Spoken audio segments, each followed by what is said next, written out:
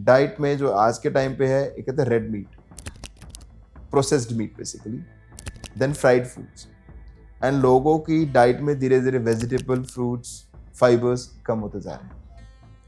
फिर टोबैको और alcohol mix up करके, तो ये सारे फैक्टर्स आपके कैंसर के रिस्क को बढ़ा देते हैं। क्या टेस्ट कराते रहने चाहिए ताकि उनको पता रहे कि हाँ हमारे घर में रिस्क है, तो हम पहले से ही अलर्ट मोड पर चलें। और उनको एट द एज ऑफ 45 हुआ तो उसे मैं 10 साल पहले चेकअप शुरू कर देता। अच्छा। मैं 35, हाँ। मान लो मेरे फादर को 50 पे हुआ तो मुझे 40 पे शुरू करना, और एन एवरेज 40 पे तो शुरू करना ही है, क्योंकि मैंने बोला 50 पे वैसे रिस्क बढ़ जाता है। तो फैमिली हिस्ट्री अगर है तो 40 पे शुरू करना है, या 10 साल पहले इंडेक्स केस मींस अगर किसी को था। तो कौन से एज ग्रुप के लोग कोलन कैंसर से ज्यादा अफेक्टेड आपको देखते हैं, और क्या कोई सर्ज आया है कि यंगस्टर्स में भी ये मिल रहा है? सो अगर हम उसे रिसेंटली बात करो तो हम भी हैरान हैं कि 20 साल का बच्चा भी आ रहा है कोलन कैंसर ले। यस, मैंने 12 साल के बच्चे की भी सर्जरी की है कोलन कैंसर पर, उनको वो सिंड्रोम था जो मैं बात कर रहा हूँ, FAP, बट बिना फैमिली हिस्ट्री के, बिना जेनेटिक म्यूटेशंस के 20 साल के बच्चे की भी सर्जरी।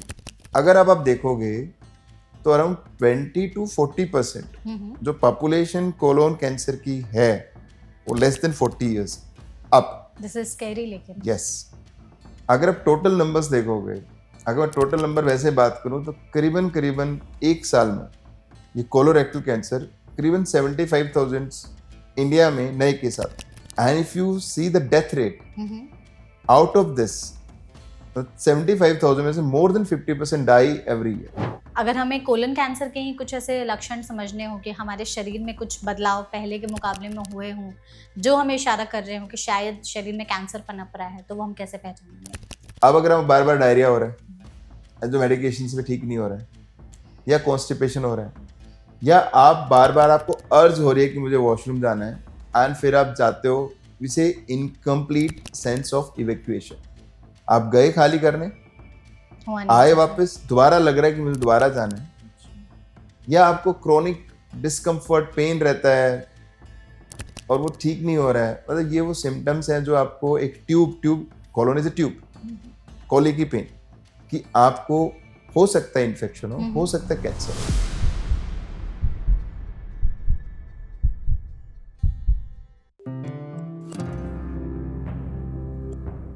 क्या आपको भी अचानक से बहुत ज़्यादा कॉन्स्टिपेशन या लूज मोशंस होने लगे हैं? आपके स्टूल के पैटर्न में चेंजेस आए हैं? जब आप स्टूल पास करने जाते हैं तो उसमें ब्लड भी दिखाई दे रहा है, और अगर आप इसे पाइल्स, फिशर्स या फिस्टुला समझकर इग्नोर कर रहे हैं तो शायद आप यहाँ गलती कर रहे हैं।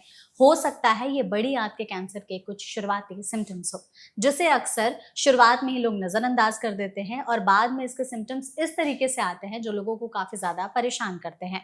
और डिलेड इन सब चीज़ों की वजह से ट्रीटमेंट भी बहुत ज़्यादा कॉम्प्लेक्स हो जाता है, चीज़ें अच्छी तरीके से हो नहीं पाती हैं। इंडिया में कोलन कैंसर के केसेस आज के समय में काफ़ी तेज़ी से बढ़ रहे हैं, जिसके पीछे कारण जो है वो जानने और समझने हम सभी के लिए बेहद ज़रूरी है। इसलिए हमने भी इस सेशन को ऑर्गेनाइज किया है, जिसके ज़रिए हम आप तक कोलन कैंसर के बारे में हर एक डिटेल जानकारी पहुंचा सके, बता सके कि इसके बारे में आपको क्या चीज़ें जाननी चाहिए। जिसके लिए हमारे साथ इस सेशन में एक बहुत ही स्पेशल एक्सपर्ट मौजूद हैं। हमारे साथ हैं डॉक्टर सुरेंद्र कुमार दबास, जो कि चेयरमैन हैं ऑन्कोलॉजी डिपार्टमेंट, मणिपाल हॉस्पिटल्स में। तो डॉक्टर, सबसे पहले तो इस सेशन में आपका बहुत बहुत स्वागत है।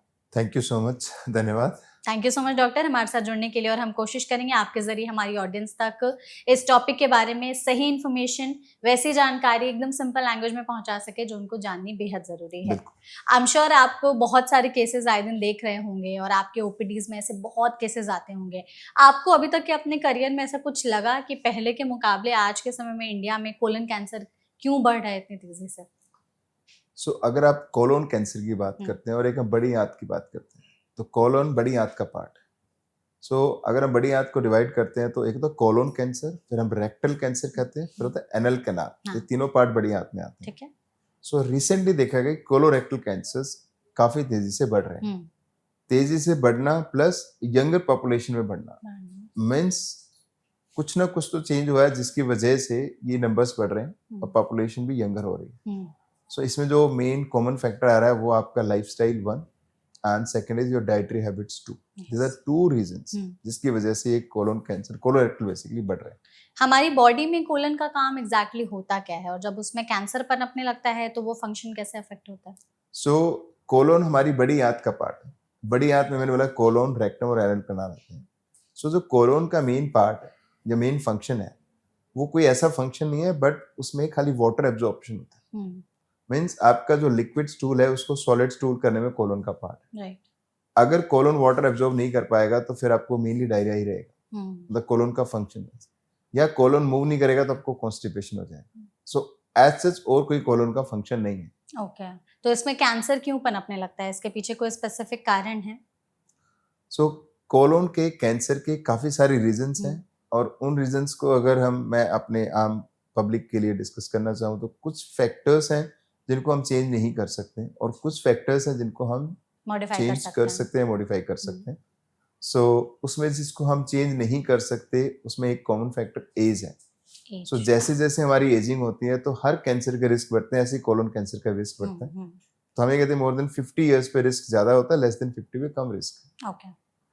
देन हमारी कोई फैमिली हिस्ट्री, तो फैमिली हिस्ट्री और जेनेटिक डिफरेंट है।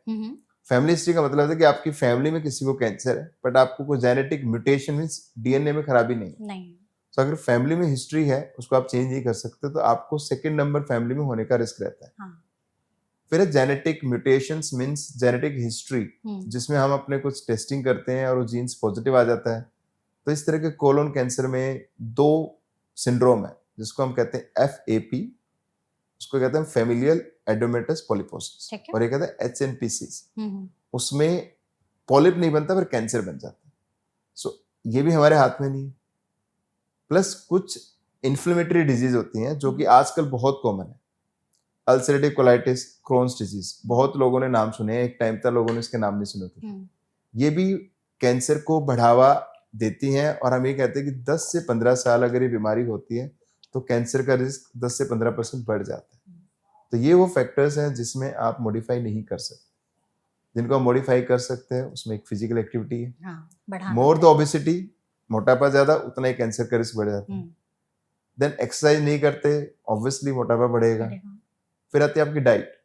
डाइट में जो आज के टाइम पे है, एक कहते हैं red meat, processed meat basically, then fried foods, and लोगों की डाइट में धीरे धीरे वेजिटेबल, फ्रूट्स, फाइबर्स कम होते जा रहे हैं। बिल्कुल। फिर टोबैको और अल्कोहल मिक्सअप करके, तो ये सारे फैक्टर्स आपके कैंसर के रिस्क को बढ़ा देते हैं। ये वो फैक्टर्स है जिनको आप कम कर सकते हो, और यही वो फैक्टर हैं जिनको आप मॉडिफाई कर सकते हो। यही जो है कैंसर के रिस्क को बढ़ा रहे हैं, क्योंकि हमारी डाइट, एक्सरसाइज सब चेंज होती जा रही है। बिल्कुल।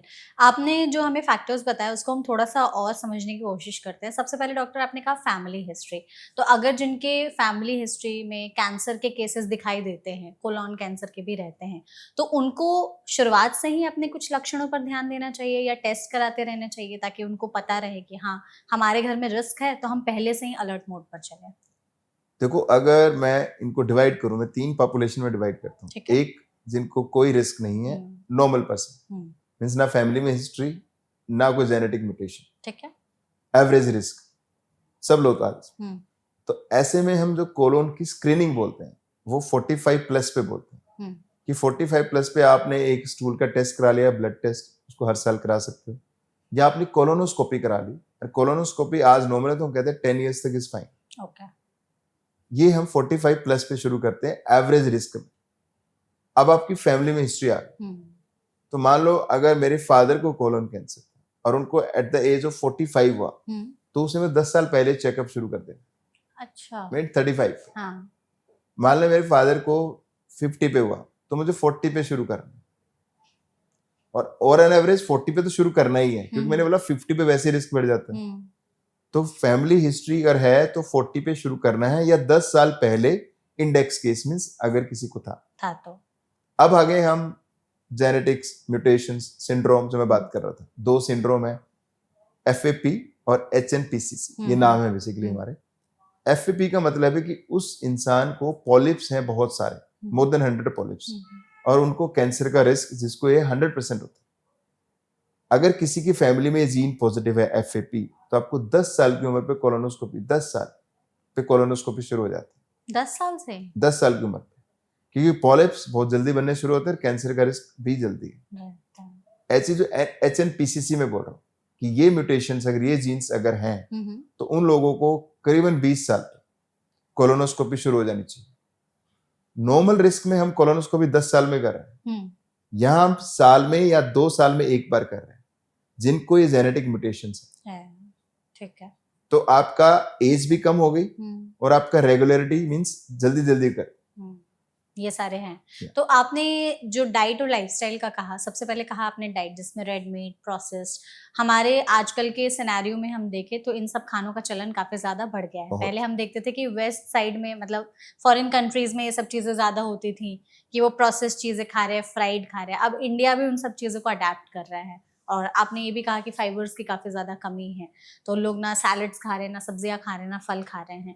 तो अगर हमें अपनी डाइट को मॉडिफाई करना हो तो हम क्या ऐसी चीज़ें ऐड करें जिससे हमें कोलन कैंसर होने का रिस्क कम हो सकता है?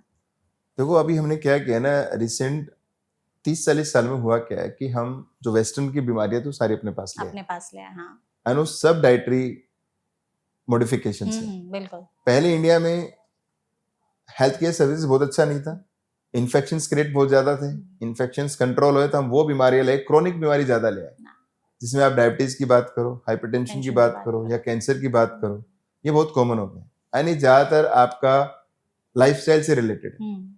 जब आप हाइपरटेंशन, डायबिटीज, कैंसर सबकी बात करो, अब इनको कैसे आप वो कर सकते हो?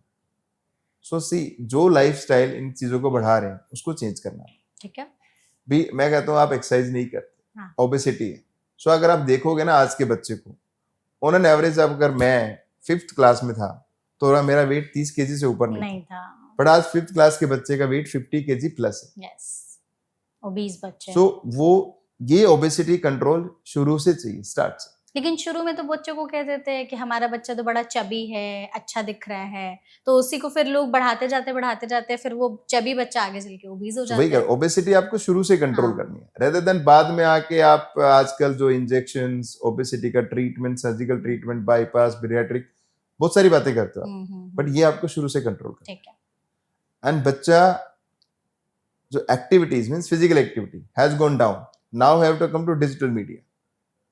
पता आप, मैं हैरान हूं कि 2 दिन पहले डिस्कशन हो रहा है मेरी सोसाइटी में, बच्चे खुश हो रहे हैं कि हमारी सोसाइटी में गोल्फ आ गया। हमारी सोसाइटी में गोल्फ आ गया? कहाँ से आ गया? कहते हैं अंकल डिजिटल गोल्फ आ गया, मतलब now you can play golf on a digital media, digital platform. So means they are making you sedentary. बिठाओ, खिलाओ, पिलाओ, मत खिलाओ, मतलब खिलाओ पिलाओ पर मत खिलाओ। हाँ। सो ये सारी चीजें हो रही हैं तो ओबेसिटी बढ़ेगी। राइट। एंड ओबेसिटी मींस आपका फैट ही ऐसे हार्मोन्स में कन्वर्ट होता है जो आपके कैंसर को बढ़ावा देते हैं।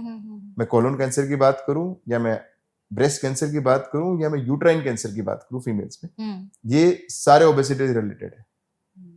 और इन्हीं कैंसर्स की इंसिडेंस बढ़ती जा रही है। तो आपको physical activity 1, dietary means red meat, processed red meat, fried food बहुत कॉमन है। कितने लोग सैलेड खाते हैं, कितने लोग फ्रूट्स खाते हैं? बहुत कम। फ्रूट्स अवेलेबल ज्यादा हो गया, लोगों की परचेसिंग पावर बढ़ गई, पहले नहीं थी फ्रूट्स खाने की, बट इनटेक कम हो गया। तो ये सारी चीजें अगर हम चेंज कर सकते हैं, लाइफस्टाइल और डाइट प्लस एक्सरसाइज, ठीक है, ये तीनों मिला करके, सो हम 30% कैंसर के रिस्क को कम कर सकते हैं। 30%। बिल्कुल। आप जो अपने ओपीडीज में देखते हैं तो कौन से एज ग्रुप के लोग कोलन कैंसर से ज्यादा अफेक्टेड आपको देखते हैं, और क्या कोई सर्ज आया है कि यंगस्टर्स में भी ये मिल रहा है? सो अगर हम उसे रिसेंटली बात करो तो हम भी हैरान है कि 20 साल का बच्चा भी आ रहा है कोलन कैंसर ले। यस, मैंने 12 साल के बच्चे की भी सर्जरी की है कोलन कैंसर पर, उनको वो सिंड्रोम था जो मैं बात कर रहा हूँ, FAP, बट बिना फैमिली हिस्ट्री के, बिना जेनेटिक म्यूटेशंस के 20 साल के बच्चे की भी सर्जरी की। तो लाइफस्टाइल, एंड ये वो लोग हैं जिनका कैंसर एग्रेसिव होता है, मींस आपका ट्रीटमेंट भी बहुत बार इफेक्टिव नहीं होता। सो अगर आप देखोगे तो अराउंड 20 to 40% जो पॉपुलेशन कोलोन कैंसर की है वो less than 40 years up. This is scary. लेकिन यस, अगर आप टोटल नंबर्स देखोगे, अगर मैं टोटल नंबर वैसे बात करूं तो करीबन 1 साल में ये कोलोरेक्टल कैंसर करीबन 75,000 इंडिया में नए केस आते हैं। और ये जिनके बारे में लोगों को पता चलता है, बहुत से तो ऐसे होंगे अनडिटेक्टेड, जो हमारे डाटा में आ रहे हैं। हाँ। जो ऑल्टरनेटिव ट्रीटमेंट पे चले गए वो रजिस्टर्ड नहीं है, बट जो ट्रीटमेंट कराने आए रजिस्टर्ड हुए तो 75,000 न्यू केसेस एवरी ईयर, और उसमें से 20-40% मैंने बोला less than 40 years. 40 years.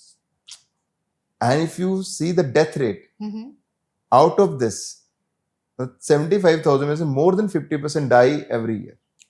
Colon cancer की वजह से। Yes. So क्यों? क्योंकि हमारा मैक्सिमम पेशेंट्स स्टेज 3 और 4 पे 4 पे आते हैं। मैक्सिमम 80%. और आई थिंक स्टेज 3 और 4 पे आने की एक बड़ी वजह यही है कि शुरुआती सिम्टम्स आप इग्नोर कर देते हो। सो किसी कैंसर के शुरुआती सिम्टम्स नहीं होते एक्सेप्ट फ्यू, हाँ, अदरवाइज शुरुआती सिम्टम्स आप नहीं पकड़ पाते। पकड़ पाते। आपको सिम्टम्स मींस एडवांस। कैंसर के अगर हमें कोलन कैंसर के ही कुछ ऐसे लक्षण समझने हो कि हमारे शरीर में कुछ बदलाव पहले के मुकाबले में हुए हों जो हमें इशारा कर रहे हो कि शायद शरीर में कैंसर पनप रहा है, तो वो हम कैसे पहचानेंगे? देखो एक लाइन है कि आपको कोई भी रूटीन से हटके कोई भी शरीर में चेंज आ रहा है ना, तो कुछ ना कुछ गड़बड़ है, आप चेंज कराओ। जैसे तो अगर मैंने कोलोन कैंसर की बात करो तो कोलोन का फंक्शन क्या है कि भी आपके स्टूल को सॉलिड बनाना, हाँ। जैसे रिजर्वोयर की तरह ही है। अब अगर हम बार बार डायरिया हो रहा है जो मेडिकेशन से ठीक नहीं हो रहा है, या कॉन्स्टिपेशन हो रहा है, या आप बार बार आपको अर्ज हो रही है कि मुझे वॉशरूम जाना है, एंड फिर आप जाते हो, वी से इनकम्प्लीट सेंस ऑफ इवैक्यूएशन। आप गए खाली करने, हुआ नहीं आए जैसे। वापस, दोबारा लग रहा है कि मुझे दोबारा जाना है, अच्छा। या आपको क्रोनिक डिस्कम्फर्ट पेन रहता है और वो ठीक नहीं हो रहा है, मतलब ये वो सिम्टम्स हैं जो आपको एक tube colon is a tube, कोली की पेन, कि आपको हो सकता है इन्फेक्शन हो सकता है कैंसर हो, जरूरी नहीं है कि कैंसर हो, but it is this type you go and check with your doctor. ठीक है। और ये जो स्टूल में ब्लड आने लगता है या स्टूल का कलर ब्लैक हो जाता है, ये सब भी कुछ इंडिकेट करता है? सो अब इसमें अगर आप एक चीज हम डिस्कस करें कि भी ब्लड आना, हाँ, बहुत सारी चीजों का सिम्टम्स है। हाँ वही, आपने शुरुआत में बात की फिस्टुला, फिशर, पाइल्स, ये बहुत कॉमन है आज की पॉपुलेशन में। Again sedentary lifestyle. अब लोग, होता है ये कॉमन है कि जैसे ही आपको ब्लड आता है स्टूल में, आप उसको कैंसर पे ले जाते हो, हमारा दिमाग। बट आप डॉक्टर्स के पास जाओगे तो डॉक्टर उसको पाइल्स भी डायग्नोज कर सकते हैं, और जहां कॉम्पिटेंस नहीं है उसको पाइल्स ही ट्रीट करते रहते हैं, and then you come to an expert doctor at a late stage. अब पता चलता है कैंसर था। तो थोड़ा सा हमारे डॉक्टर्स को, थोड़ा सा हमारे पेशेंट्स को पता होने से पाइल्स और कैंसर के सिम्टम्स में डिफरेंस क्या है। तो ब्लड आना किसी भी पार्ट से नॉर्मल नहीं है। भाई आपको नोज से ब्लड आ रहा है वो भी कॉमन नहीं है, आपको गले से ब्लड आ रहा है वो भी कॉमन नहीं है, खांसी में ब्लड आ रहा है वो भी कॉमन नहीं है, आपको कहीं से भी ब्लड आता है एक्सेप्ट पीरियड्स, नॉर्मल नहीं है। तो ऐसे में अगर कैसे भी ब्लड आ रहा है तो आपको चेक कराना चाहिए क्या है। बिल्कुल।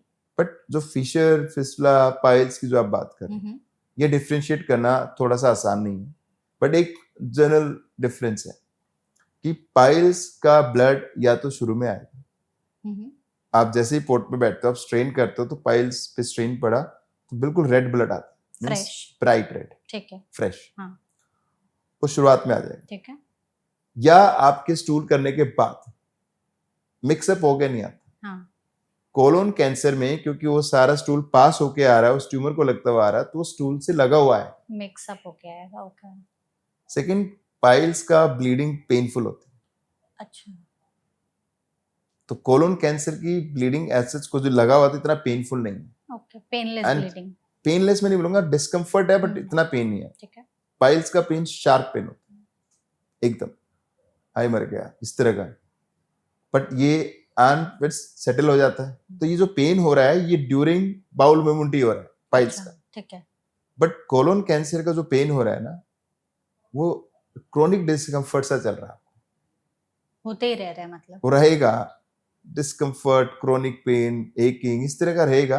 तो ये 3-4 पॉइंट है जिसमें आप डिफरेंशिएट करते हो। कलर तो है ही डार्क, थोड़ा सा mix up, bright red in piles. तो ये चीज अगर कोई डिफरेंशिएट कर लेता है then you can make a difference. And again doctor को दिखाना जरूरी है, वही चेकअप करके बताएंगे। बिल्कुल। आपने शुरुआत में कहा था कि कैंसर मतलब advance symptoms, know early symptoms means normally advance हो गए। तो ये फिर एडवांस सिम्टम्स कैसे समझे हम? सो पाइल्स वाला सिम्टम्स है तो पाइल्स है। हाँ। पर अगर ब्लड आ रहा है, हाँ। तो ब्लड आना इज बेसिकली कि ट्यूमर बड़ा हो गया, इसलिए वो लग के फूट आया, ब्लड आ रहा है। ठीक है। इसमें अगर हमारे जो ट्यूमर का साइज है कोलन में, क्या ये भी बताता है कि आपको किस तरीके से सिम्टम्स आएंगे, छोटा है, बड़ा है, या बहुत सारे अगर गांठ हैं तो? सो अगर आप कोलोन कैंसर को हम डिवाइड करते हैं ना, तो कोलोन राइट से शुरू होता है, हम्म, कोलोन के पार्ट्स हैं राइट से, फिर सेंटर में, फिर लेफ्ट में। सो सिम्टम्स थोड़े डिफरेंट भी है राइट और लेफ्ट में। अगर राइट में है तो आपका पहला सिम्टम्स आएगा एनीमिया के सिम्टम्स, खून की कमी। खून की कमी, वीकनेस, लिथार्जी, ये सब कुछ, थकान वगैरह सब। पर लेफ्ट में अगर है तो आएंगे आपको रुकावट वाले साइन, आप बार बार जा रहे हो, हम्म, पेन ज्यादा हो रहा है। लेफ्ट के ज्यादा कॉमन है हमारे कंट्री में, तो ये सिम्टम्स भी थोड़े डिफरेंट है। तो राइट वाला थोड़ा सा लेट डायग्नोज होता है क्योंकि एनीमिया हम वैसे इग्नोर कर देते हैं। लेफ्ट वाला थोड़ा अर्ली डायग्नोज हो सकता है क्योंकि आपके सिम्टम्स रुकावट के आने शुरू हो सकते हैं। बिल्कुल, ठीक है। इसमें मेल और फीमेल में भी कुछ है ऐसा डॉक्टर कि इन दोनों में लक्षण अलग आएंगे, या कौन ज्यादा रिस्क पर है? सो लक्षण सिम्टम्स सेम ही सेम है, है। पर फीमेल ज्यादा इग्नोर करती है। हाँ। सो फीमेल का इग्नोरेंस का पार्ट ये है कि भी मान लो कि स्टूल में या ब्लड वगैरह आ जाता है तो कह देते हैं कि फीमेल्स में ड्यूरिंग प्रेगनेंसी फिशर का, पाइल्स के चांसेस बढ़ जाते हैं, हाँ। तो उसको रिलेट कर देते हैं। And females ignore their health more than a male, yes, and that may be reason कि आपको फीमेल्स कई बार आपको एडवांस मिलते हैं। मिलते हैं, बिल्कुल। अगर हमने जैसे ये सारे सिम्टम समझ लिए, तो इसके बाद हमें किस डॉक्टर के पास जाकर के एक बार अपना ट्रीटमेंट कराने की, या फिर मिलना चाहिए एटलीस्ट फॉर काउंसलिंग? सो अगर इंडिया में हेल्थ केयर आप देखो तो हेल्थ केयर में आपको सुपर स्पेशलिस्ट एकदम मिलते नहीं। हाँ। सो हमेशा अपने फैमिली फिजिशियन से कंसल्ट करो कि ठीक भी है। मुझे ये सिम्टम्स हो रहे हैं। हम्म, अब आपको एक नॉर्मल टेस्टिंग है जो आपके फिजिशियन को भी पता हो हम्म, कि जब भी ऐसे सिम्टम्स आ रहे हैं तो आप एक टेस्ट कराते हैं स्टूल का जिसमें ब्लड चेक करते हैं। मल्टीपल टेस्ट हैं। अब ब्लड टेस्ट किया, अगर ब्लड आ रहा है तो अगला टेस्ट अब क्या बोलते हैं, कोलोनोस्कोपी। ओके। तो colonoscopy means a gastroenterologist. So once this test is positive, he should refer you to the colonoscopy guy. Okay. And then colonoscopy में ऐसा कुछ आता है, then आप किसके पास जाते हो, द पर्सन, जो आदमी उस कोलोन कैंसर को ज्यादा ट्रीट करता है, देन उसके पास जाओ आप। ओके। तो उसमें जनरल सर्जन भी है, उसमें जीआई सर्जन भी है, उसमें कैंसर सर्जन भी है। सो इसमें से क्या सिलेक्ट करो, it depends who is doing maximum and what technology he is using. ठीक है, ये इस पर डिपेंड करता है। स्टेजेस भी हैं कोलन कैंसर के? तो स्टेज नॉर्मली हर कैंसर की होती है। हाँ।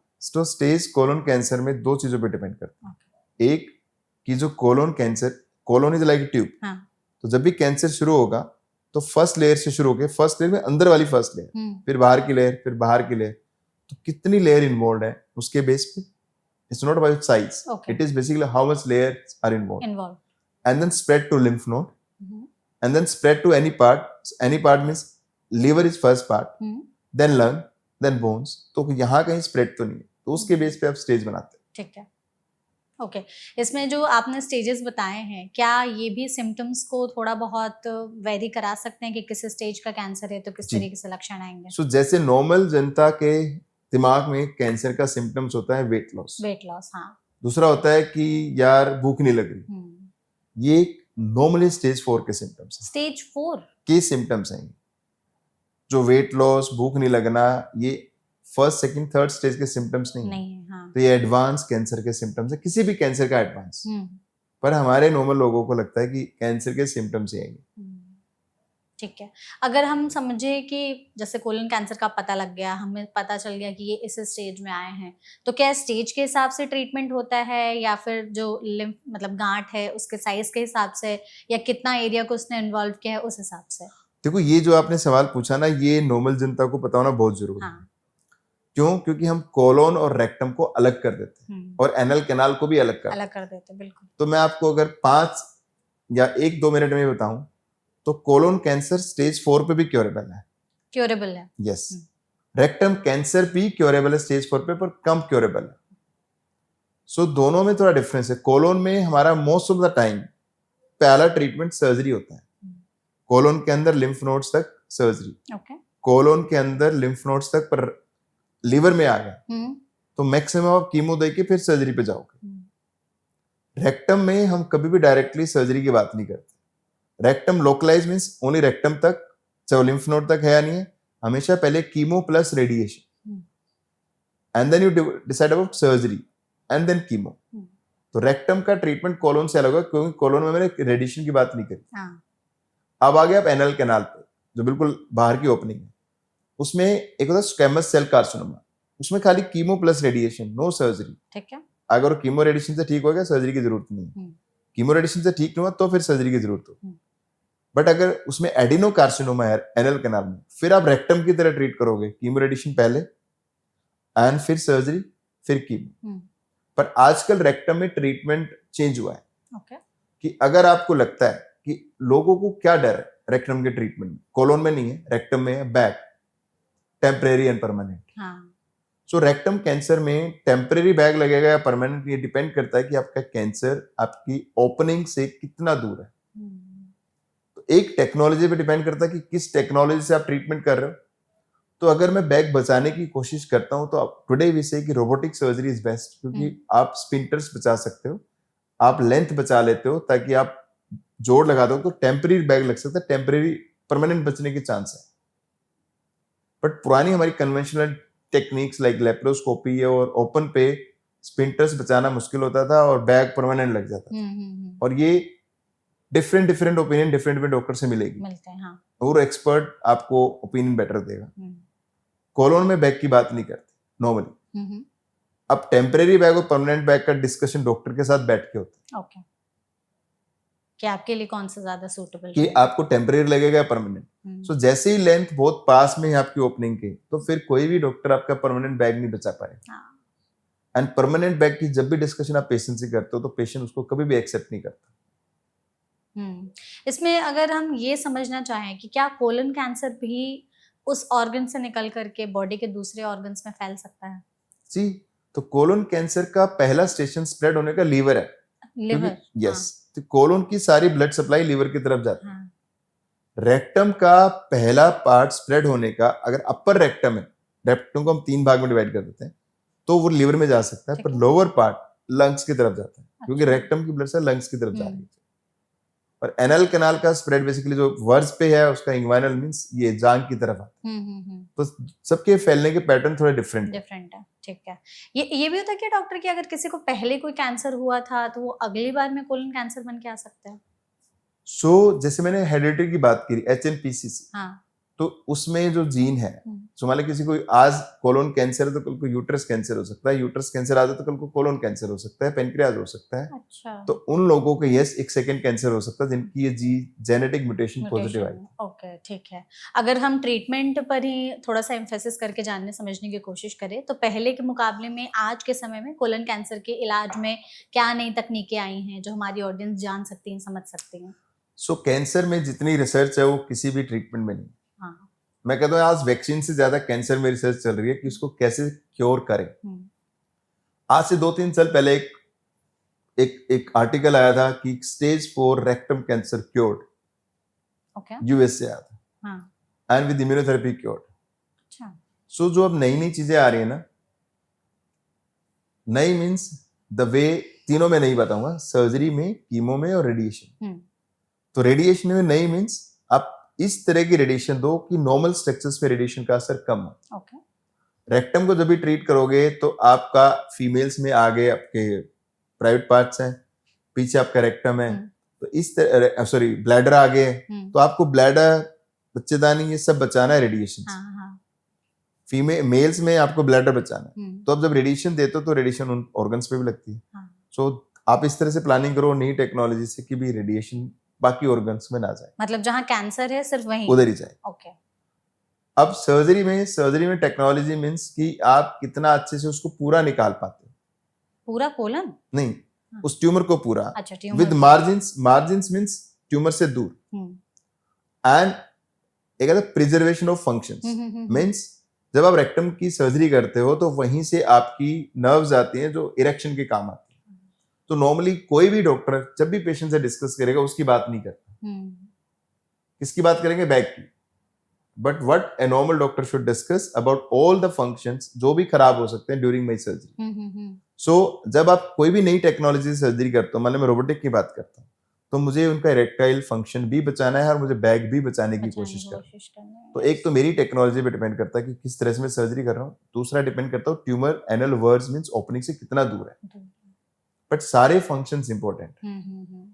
तो नई टेक्नोलॉजी जो रोबोटिक सर्जरी हम अब रेक्टम कैंसर के लिए करते हैं, तो इसी चीज के लिए स्पिंटर्स, इरेक्शंस, बैक, ये सारे डिस्कशन हम करते हैं। अब आई कीमो, जो एडवांसमेंट आ रही है वो इसी में आ रही है। कीमो हम सारे पेशेंट्स को दे सकते हैं, ठीक है। बट टारगेट थेरेपी और इम्यूनोथेरेपी दो नाम है, हाँ। वो सब में नहीं दी जा सकती। उसके लिए कुछ हम ट्यूमर में कुछ टेस्टिंग करते हैं।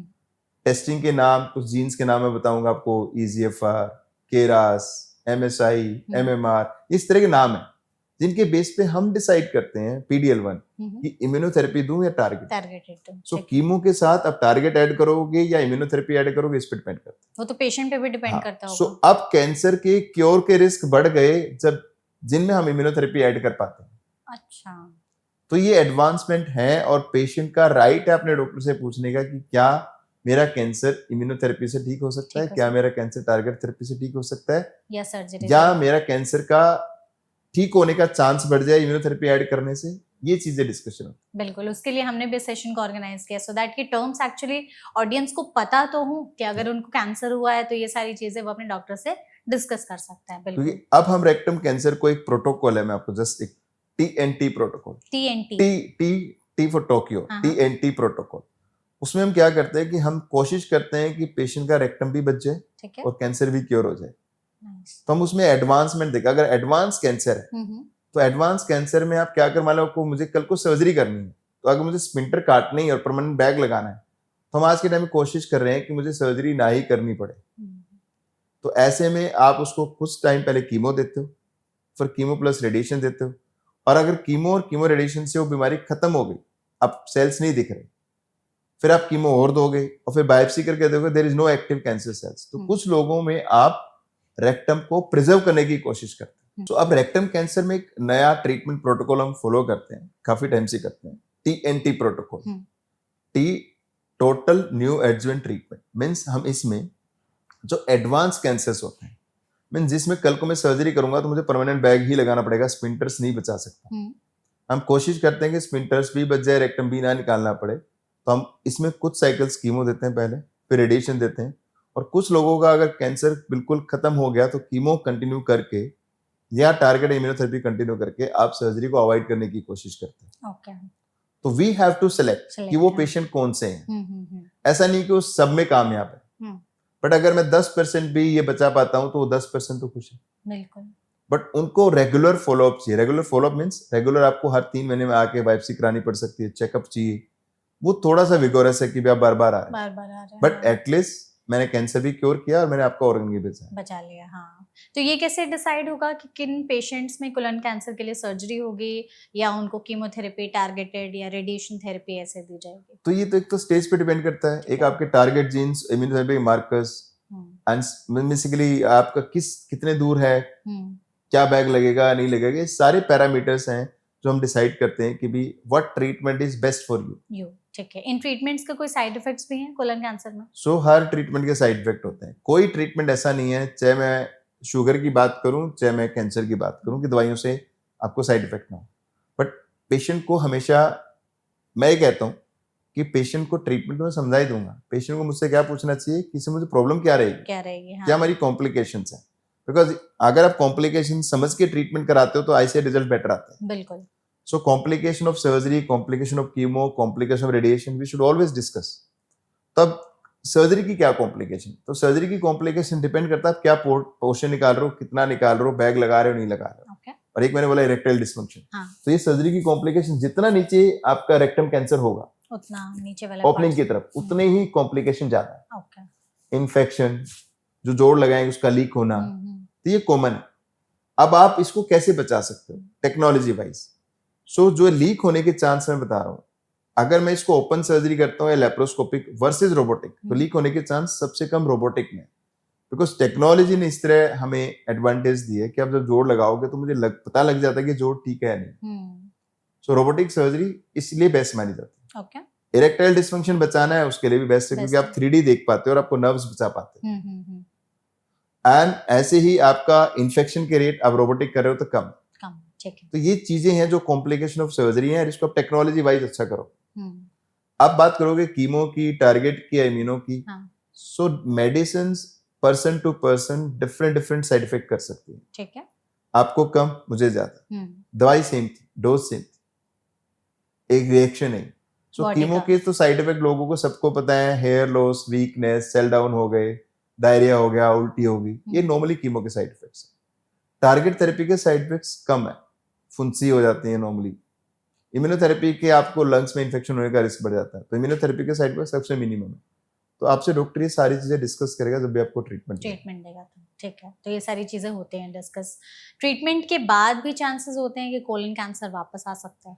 हर कैंसर दोबारा वापस आ सकता है, चाहे वो स्टेज 1 हो चाहे वो स्टेज 4 हो। स्टेज 4 भी क्योर हो सकता है एंड स्टेज 1 भी दोबारा आ सकता है। तो डिपेंडिंग अपॉन तुम्हारी बीमारी कैसी थी, तो एक हम स्टेज सोचते हैं, हम मीन्स नॉर्मल पर्सन। आपका एक डॉक्टर उस स्टेज के अलावा बहुत सारे फैक्टर्स देखते हैं, किस ग्रेड का था, उसमें एक पेरी न्यूरल इन्वेजन मीन्स नसों में जा रहा था, नहीं जा रहा था, वेसल्स में जा रहा था, LVSI, कई सारे वर्ड्स हैं ऐसे। तो वी सी दैट एंड उसके बेस पे हम एक पैटर्न बनाते हैं, रिकरेंस का पैटर्न क्या है। वो तो एक स्टेज 1 अलग अलग पेशेंट में डिफरेंट बिहेव कर सकते। ठीक है। स्टेज 4 मैक्सिमम नॉट क्योरेबल बोल देते हैं, बस स्टेज 4 मैंने बहुत देखे हैं जो स्टेज 4 क्योर हुए। मतलब कोलोन में एंड लीवर में भी multiple points. Okay. And we feel so happy जब पेशेंट मैसेज करता है कि my first cancer free anniversary in stage 4 colon cancer. Wow. So ऐसे बहुत patients, but again you have to plan your treatment. Yes. So ये patient अब इतने cure rate क्यों बढ़े? सर्जरी बेटर हो गई, आपकी कीमोथेरेपी इम्यूनोथेरेपी प्लानिंग बेटर हो गई, आपका जो लीवर का ट्रीटमेंट है जहां कैंसर था उसके लिए हम सर्जरी करते हैं, लीवर का पोर्शन निकालते हैं या उसको जलाते हैं RFA या उसको माइक्रोवेव करते हैं या टेयर्स, बहुत सारी टेक्निक्स है जो liver directed therapies plus immunotherapy add कर दी। तो these all makes you cancer free for long time। नहीं तो स्टेज 4 मीन्स नो क्योर, और हम टाइम दे देते 6 महीने, but now is the time की भी एडवांसमेंट आई, क्योर बढ़ा, साइड इफेक्ट कम हुए, ये चीजें हैं। बिल्कुल, तो ये सारी चीजें देखनी चाहिए। तो डॉक्टर, अब तक हम लोगों ने जो भी बातचीत की है कोलन कैंसर पे, आपने सच में उसको बहुत अच्छे तरीके से बताया है, ट्रीटमेंट हो, सिम्टम्स वगैरह सब चीजें हैं।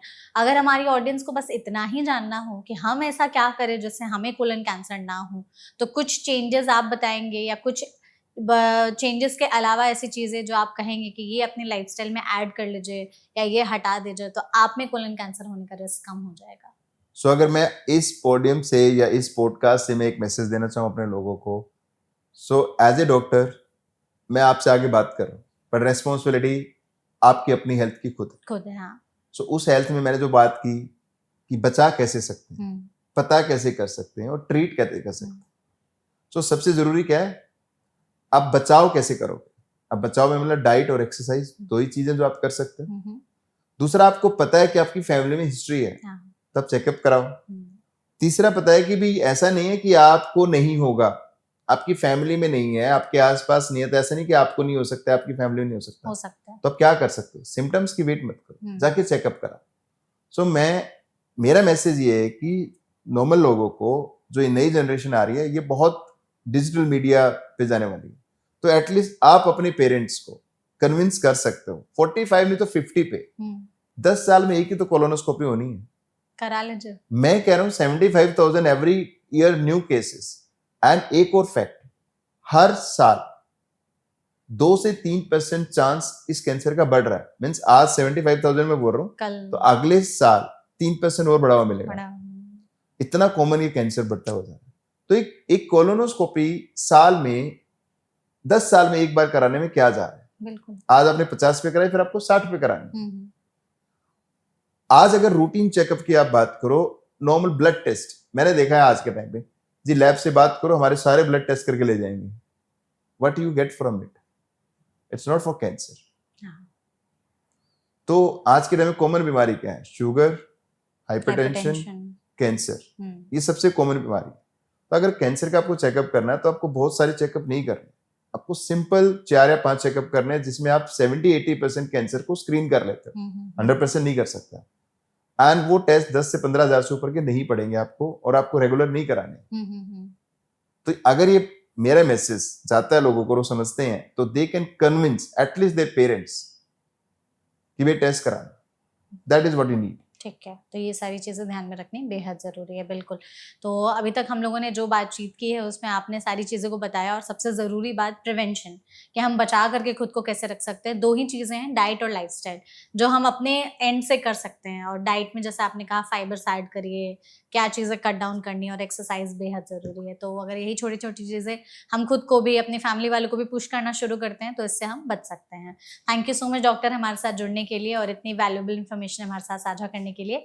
एंड आई थिंक हम लोगों ने जो भी सेशन में बातचीत की है उससे ऑडियंस को बहुत सही जानकारी मिली होगी, एंड आपने भी इस सेशन को एंजॉय किया होगा। Thank you so much. Thank you, and thank you so much audience इस वीडियो को यहाँ तक देखने के लिए। हालांकि अगर आपके मन में फिर भी कोलन कैंसर से रिलेटेड कोई और सवाल है तो प्लीज कमेंट सेक्शन के जरिए आप हमसे पूछ सकते हैं।